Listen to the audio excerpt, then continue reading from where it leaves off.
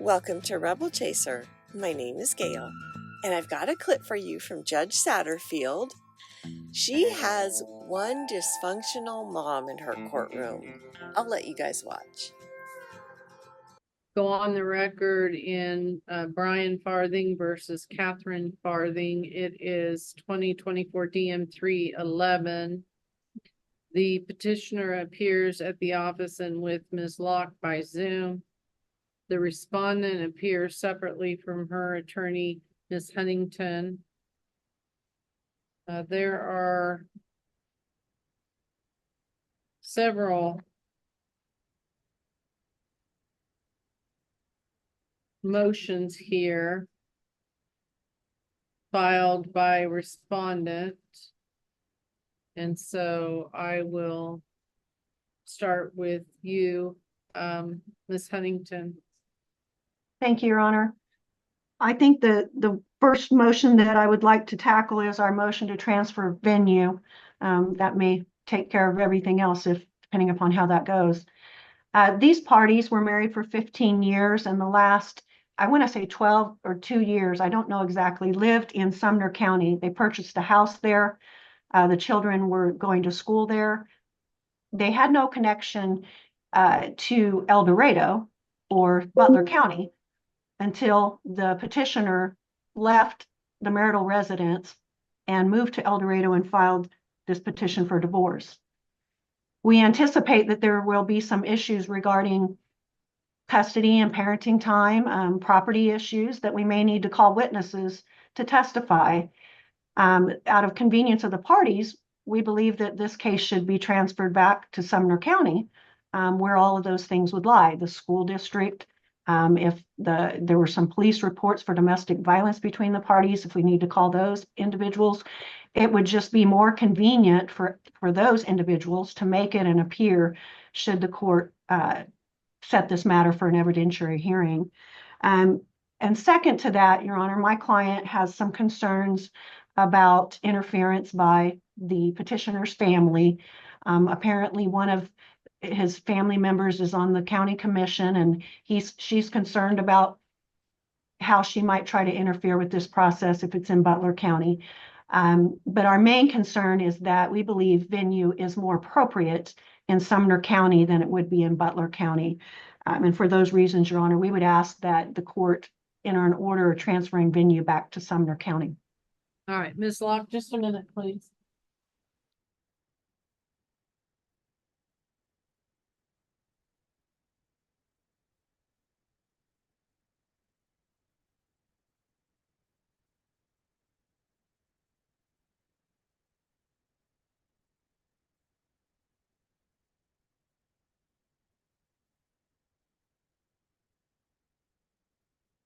All right, I think I may very well end up potentially with some charging issues. So although I guess you can see me okay from here, I'm going to get plugged back in.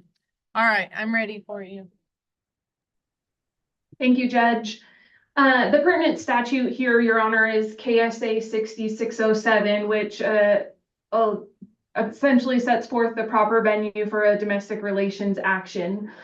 A1 states that a divorce or marriage action may be brought in any county in which the petitioner is an actual resident at the time of filing the petition. The Kansas Supreme Court in Blair versus Blair stated that residence in this instance is a place which in good faith would become one's actual residence, regardless of the amount of time that the individual has lived there. On July 15th, or approximately around that date, my client moved to El Dorado. He has significant family history in Butler County and in El Dorado. His parents reside in El Dorado. His sibling resides in El Dorado and have for the majority of their lives. So when there were issues in the marital home, he moved to El Dorado. He moved here with the intent to stay. 45 days after moving to El Dorado, he filed the petition for divorce in Butler County. It's our position that he had established a residence here, that he was living here with the intent to stay here. He had taken the steps to enroll the children in school here. They have attended school in El Dorado. since the petition was filed and the temporary order was granted. He has the choice of where to file his case.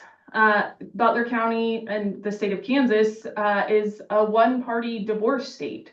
So he did not have to notify Miss Farthing of his intent to file for divorce. He filed for divorce in the county of his residence, which is his choice. She was properly served, quickly retained counsel. That counsel stepped away, and now Miss Huntington is her counsel. We think venue is appropriate in Butler County, and we would ask the court to retain venue. The court already has subject matter and personal jurisdiction, and just proceed with this case as already filed. Okay. Well, I believe with him living, as he stated in his petition at 3156 Northeast Highway 177 in El Dorado, Kansas. I think venue was proper for him to file here with regard to a matter of a convenient forum. Fortunately, with the advent of Zoom proceedings, teachers, other professional folks, we can do hybrid hearings. We can do Zoom hearings. We can accommodate parties so they don't have to travel. I think a lot of times I look at some of these issues as to what could a party reasonably expect. And I think that your client could anticipate, if he's from this area with the majority of his family here, if they separated, that's probably the direction he would go. So it's not as if he just ran off and tried to find a county where he thought he could find somebody would be sympathetic to him for one reason or another, with actually no ties or connections to the community. He has those things. So I think we're far enough down the road that I'm going to deny the request to change or transfer venue today. So go ahead and proceed, Ms. Huntington, with your motion to modify. Okay, thank you, Your Honor. This case was filed in September of 2024. And in the temporary orders that were granted ex parte, the petitioner moved out of the marital residence, which was over $3,500 or right thereabouts. And the total household expenses were over $5,000, knowing that my client has not been employed for over a year. And he left her in the residence. And those did not get modified in 14 days. So I understand the court's not going to go back and do that. That did not happen previously. But we are asking for modification of these temporary orders. That was one of the first reasons that we had asked for it. She continues to look for employment. She's enrolled in a program for medical coding, and those classes will be started. But the petitioner knew that she had no income, yet he proceeded in a manner that was not the status quo of the parties, obtained these ex parte temporary orders that left my client in a horrible financial situation. She has moved out of the marital residence at this point, and has moved into an apartment with her 87-year-old grandfather that was also living with the parties in their marital residence. And so she's got out of the house. There's a separate motion filed by the petitioner to put the house on the market, and counsel and I've already spoken, and we don't have an objection to that, and we're in agreement. And I think she may have already drafted an order for my review. But there remains to be a huge disparity in income between these parties. There was no spousal maintenance awarded to my client in the temporary orders. There was child support ordered against my client for $350 a month. But I don't know how that number was calculated as far as what they took into consideration. Your Honor, we are asking that the court look at the domestic relations affidavit filed by the petitioner. He's indicated he makes $6,048 a month. My client has zero income, but even if we impute her to minimum wage, that's approximately $1,257 a month. There's a $4,791 difference in the incomes of these parties. 25% of that we believe is reasonable to look at as potential spousal maintenance. So we would ask the court to order or modify the temporary orders and order temporary spousal maintenance amount of $1,200 a month. The child support, right now the petitioner gave himself primary custody of the children, and that's what it is under the temporary orders. They had the temporary order set at $350 a month in child support. I didn't get it filed until this morning, and I think my staff sent it over to Your Honor. It was a proposed child support worksheet. And if the court were to grant our request for the $1,200 spousal maintenance, the child support obligation to my client would go up, but yet she would have some additional income. So it would be $581. And that, like I said, Your Honor, that child support worksheet was sent over to Your Honor earlier this morning as a proposed worksheet. But in addition to us asking for modification of the temporary orders as it relates to spousal maintenance and child support, we're asking for modification as to custody and parenting time. As I mentioned, Your Honor, in the temporary order, the petitioner has primary residential custody of both of the children. Dane is 14 and Seth is 12. Seth has repeatedly asked to go back home to be with his mom. He wants to return to his to the school that he was attending before. Dane hasn't said a whole lot about which way he wants to go, but my client is asking that custody be modified back to her as primary residential parent. We've submitted a proposed child support or parenting plan that is at Exhibit C in our notebook. This proposed parenting plan would have the respondent or the petitioner with weekend parenting time and then additional parenting time as agreed by the parties. We believe this is in the best interest of the children. That is the school that they were accustomed to. That's where they had friends. They were doing well in the school, Your Honor. I've also attached as exhibits K and L, showing that the older son, Dane, is struggling in school where he's at now. He's got D's and F's in his classes. We believe returning him back to the environment, well, into the school system that he was at in Belle Plaine would be in his best interest. There had been some discussion between the parties about potentially having Seth go back, but maybe not Dane. We're open to looking at those things, but the primary residency being in El Dorado is just simply not in the best interest of the children. I understand the petitioner is probably going to argue that my client is struggling with alcoholism. She admits that she has over the years. There was a domestic incident between the parties that probably was the last straw and led to the filing of the divorce. Both parties have sought and received diversion on that case. There's a separate case against my client with her sister around the same time frame. That case has also been put in diversion, and both these cases are in Sumner County. My client attended Holland Pathways. She went through the recovery program. She completed the program as required under the Holland Pathways curriculum. At Exhibit G, Your Honor, you'll see that my client has a certificate of completion of that program.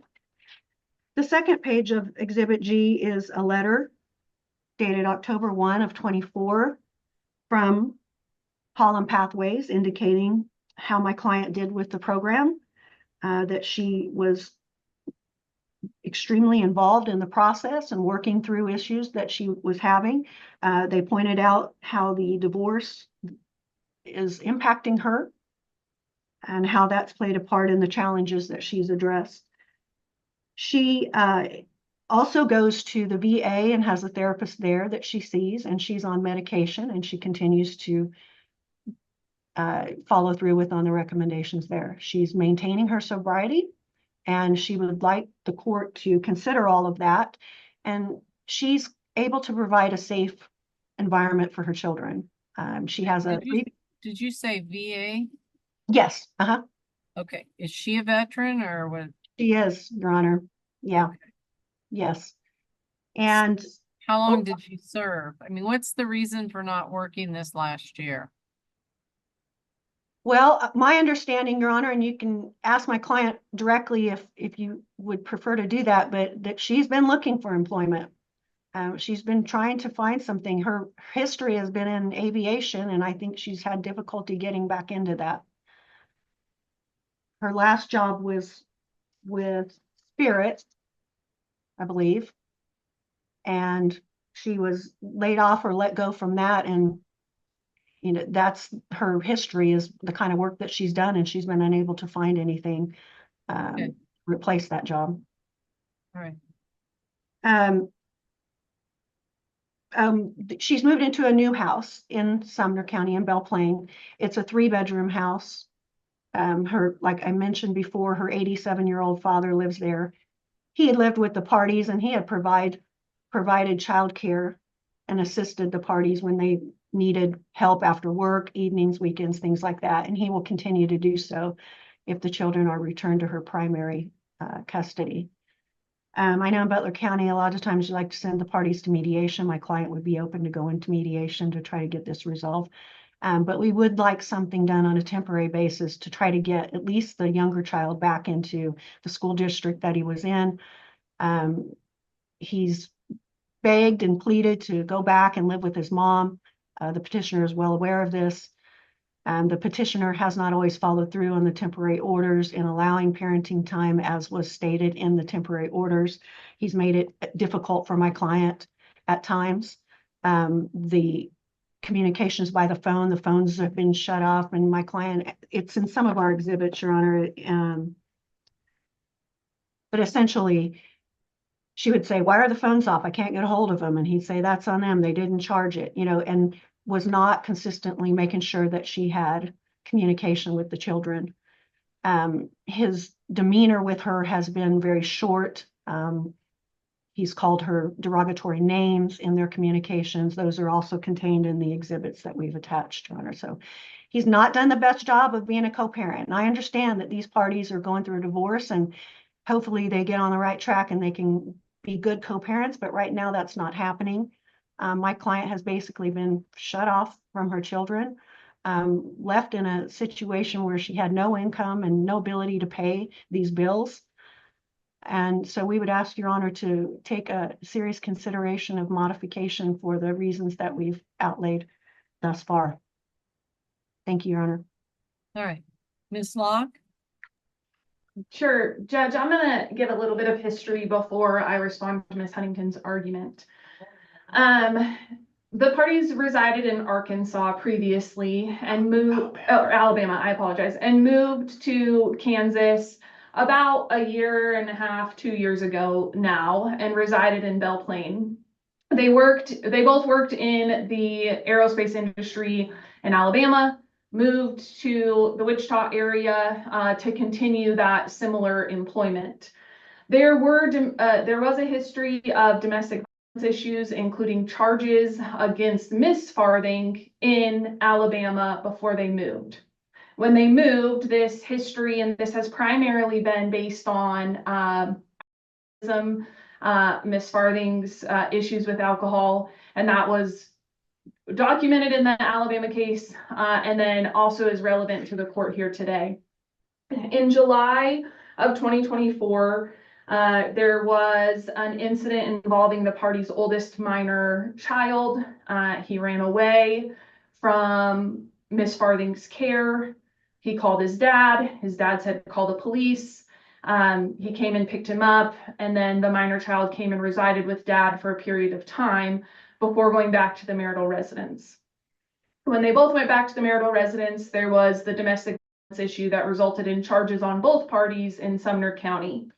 And those case numbers, if the court wants them, are SU 2024 CR 180 and 181. Both parties are on diversion on those cases. However, my client in July of 2024 was told that he could not return to the marital residence. He was to have no contact with Miss Farthing, and that at that time he moved to El Dorado. Ultimately, he ended up filing for divorce. When he filed for divorce, Miss Farthing entered into a treatment program. So there's some argument that she should have been the primary parent this entire time, but obviously she could not be the primary parent when she was in rehab. And Mr. Farthing acted as the primary parent. The kids needed to go to school. He's living in El Dorado. He enrolls them in El Dorado schools, which is obviously a transition for high school and middle school age children. But they're enrolled in school, and I'm told by dad that their grades are improving in this second semester as they get used to being in a new school, being in a new community. There's an additional domestic incident that is even more significant. So the charges against the parties were misdemeanors. However, Miss Farthing was charged with a felony domestic violence incident, and that case number is SU 2024 CR 235. It's my understanding that mom entered into a diversion on that charge as well, but that diversion did not occur until just a few weeks ago, January 21st of 2025. That charge was against her sister. Her sister has resided in the marital home off and on with the parties. Her father also has, and her sister has a history of drug use, including medication use. Her father also has a pretty significant history of alcoholism, and he has resided with the parties. So my client leaves the house in July, and then files for divorce. Miss Farthing enters into treatment, which we think is excellent, and hope that she maintains her sobriety.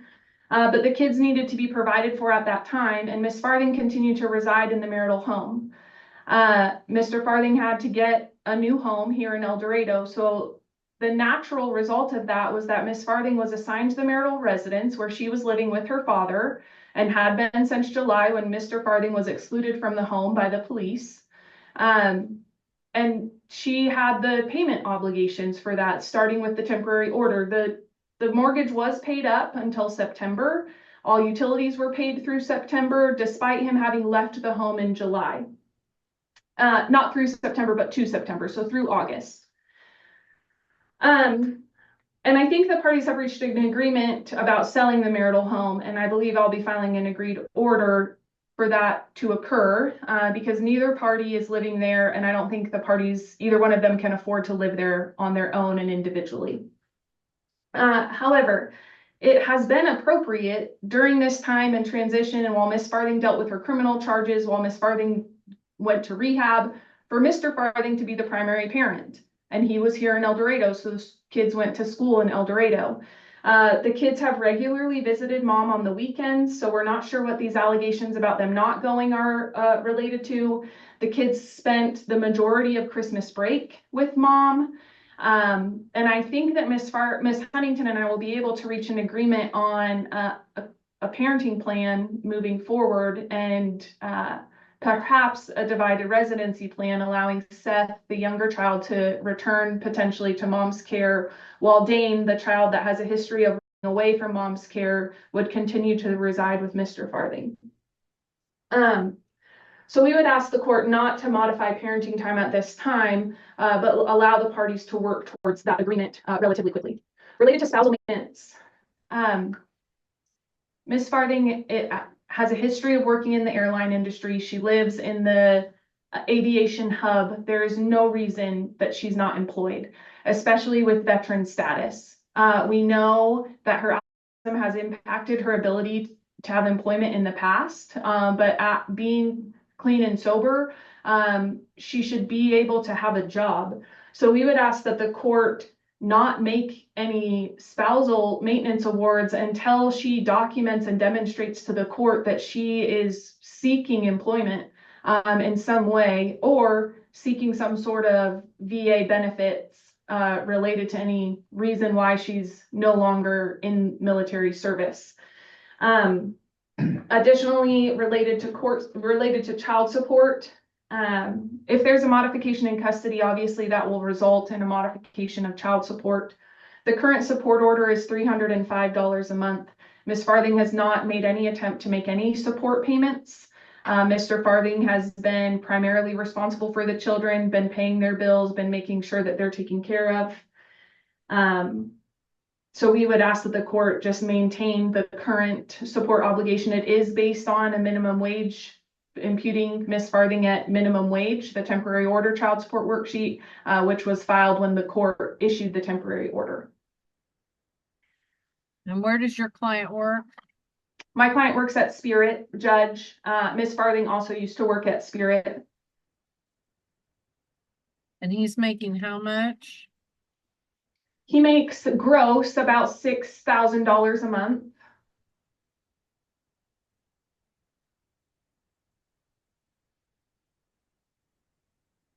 And I'm sure you filed the DRA. We did, Judge. How much he has left over. What's his rent? And I don't think that was on the initial DRA because at that point he was living, it's $1,600 a month is what was allocated to rent. Your Honor, he indicated on his DRA that his total left over was $5,828 a month. I don't make that a month. I don't bring that home a month.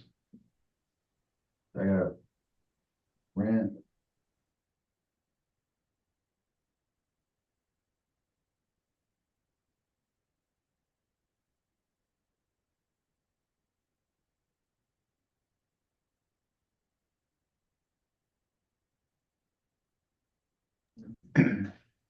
Well, the problem is that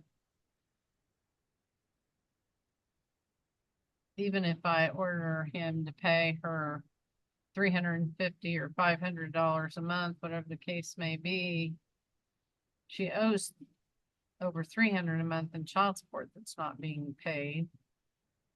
And ultimately that leaves her with a couple $100. Which may not even feed her, let alone the kids. So I'm not really sure what to do here.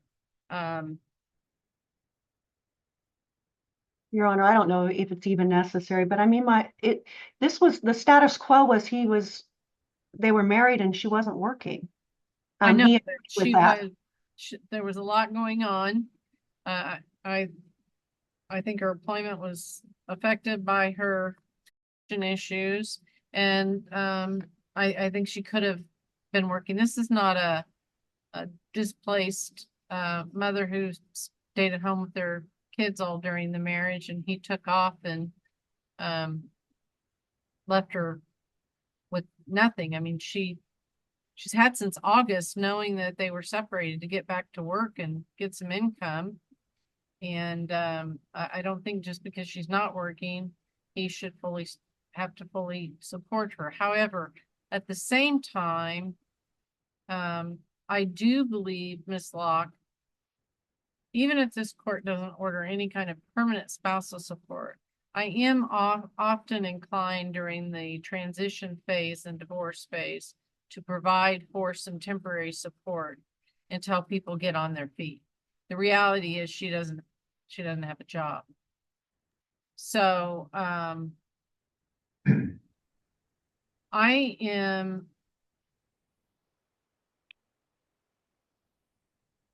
going to order that he pay her $800 a month in spousal. I'm not going to modify the child support obligation at this point in time. And I'm not going to change the custody. I'm going to give you guys a few weeks to come up with an agreement, or I'm going to ask that the parties enter domestic conciliation.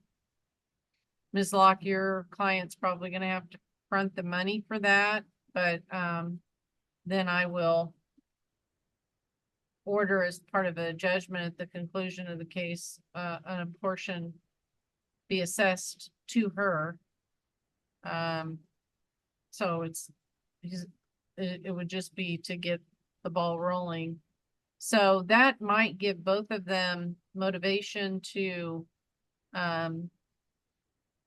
work something out, as opposed to the cost of conciliation, if there is a common ground that's in the best interest of the kids that they can come to. Obviously, if they do come to an agreement to split the boys because they genuinely believe it's in their best interest, that's going to change the child support, and you have to redo the schedule. And at this point, I'm not going to impute more than minimum wage to her right now. I'm also not going to give her enough money from him in the way of spousal that she's comfortable enough with living with her dad that she doesn't have an incentive to get to work. Now, I do wholeheartedly understand when people are in recovery, that has to be their number one job and priority.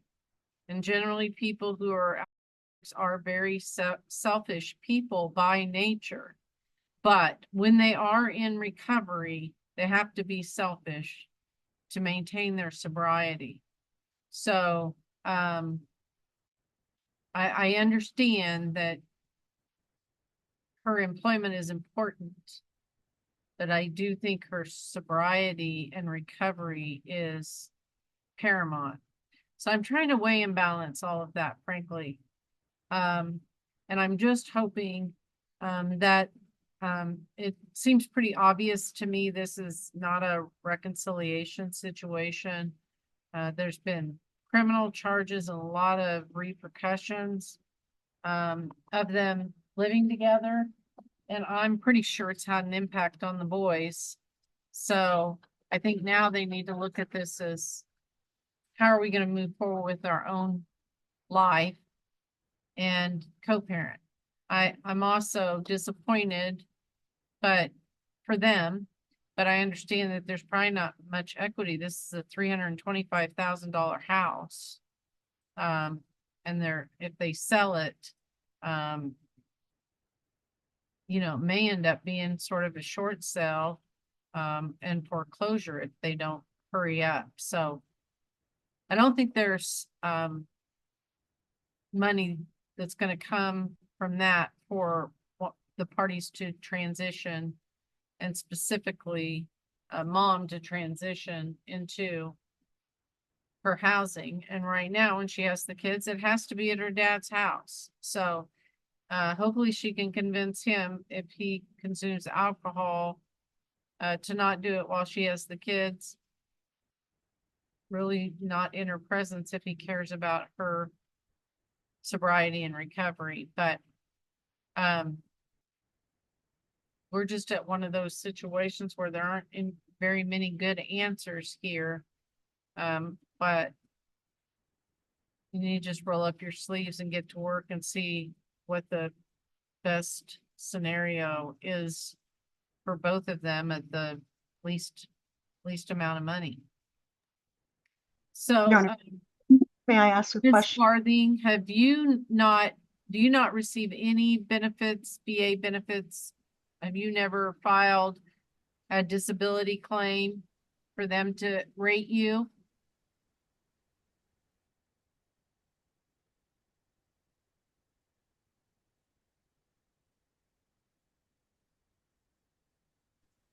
I have lawyers working on a full and complete disability for me right now, but it's been a very long process. Okay.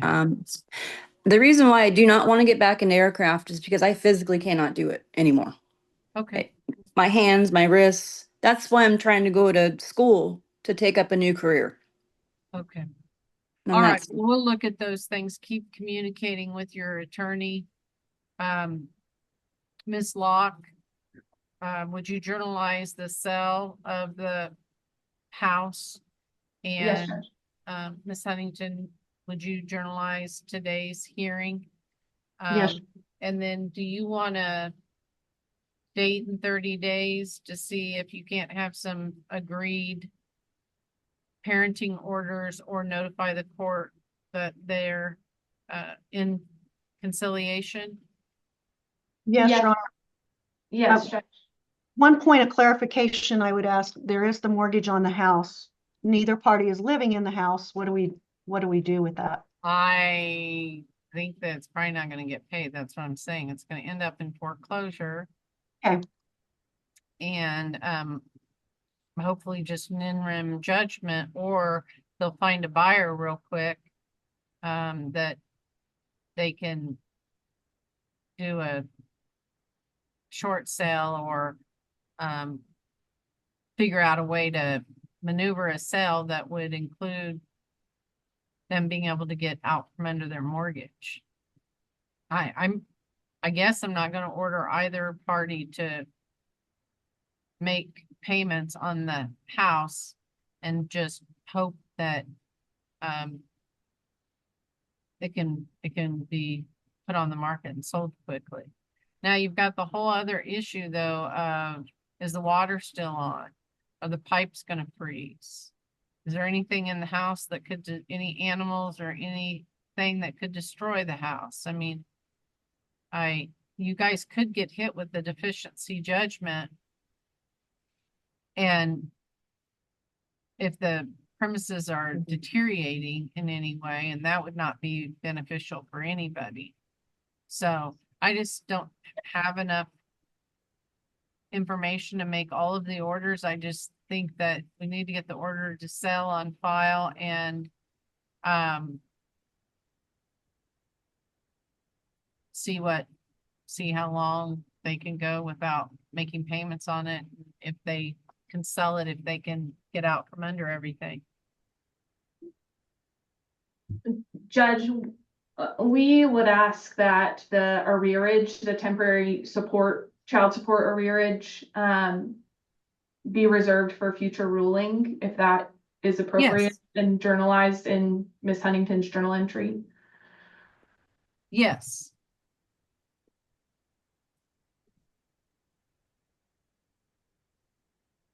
All right, if there's nothing further today, let's just get March 13th.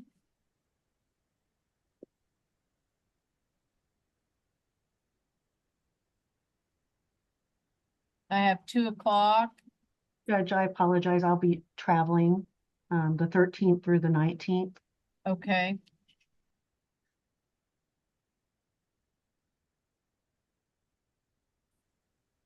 I could do the 12th, the special setting on the 12th, or I could potentially maybe do a special setting on the 4th. The 12th would work best for myself. I'm available on the 12th as well, Judge. Okay, what time would you all like? I'm just busy between 1:30 and 3. Would the same time, 11 o'clock work, Tina? Yes. All right. Okay, I'll schedule the case for review at 11 o'clock on Wednesday, March the 12th. It sounded to me like Mom used the police to get Dad out of the house when they were in an argument. And he said, "Okay, I'm out. It's all yours now." And that comment that the attorney made, that he left her high and dry, it didn't sound like he left her high and dry at all. It sounded more like she booted him out using the police, and he was barred from going back. So how does that leave her high and dry? He had paid the mortgage for a month and a half over, his stay. He had paid the bills. Everything was taken care of. All she needed to do was get a job. And she couldn't even do that. She didn't try to do that. Because there's a ton of jobs out there if you really want them. So, and, I also think the husband was a little frustrated with having to support her dad, who also, liked to imbibe, and her sister off and on, who had some issues. And it sounded like it was all falling on her husband's shoulders. And he was like, I can't do this. And so he left and he took the kids. And I think he did what was sane and rational. I don't think he left her high and dry. All she had to do is ask Dad for some of his, her dad, for a little bit of his Social Security as rent, get a job, and then have her sister pay something too. And she probably could have stayed in the house. She chose not to. That's not leaving her high and dry, though. And that's no way leaving her high and dry. So, it's good that she's got sobriety now. Hopefully it'll stick, although, this is a trying time for her to be going through that. But she kind of put herself into that. Anyway, that's my read on it. But thank you guys so much for watching, and I'll see you next time.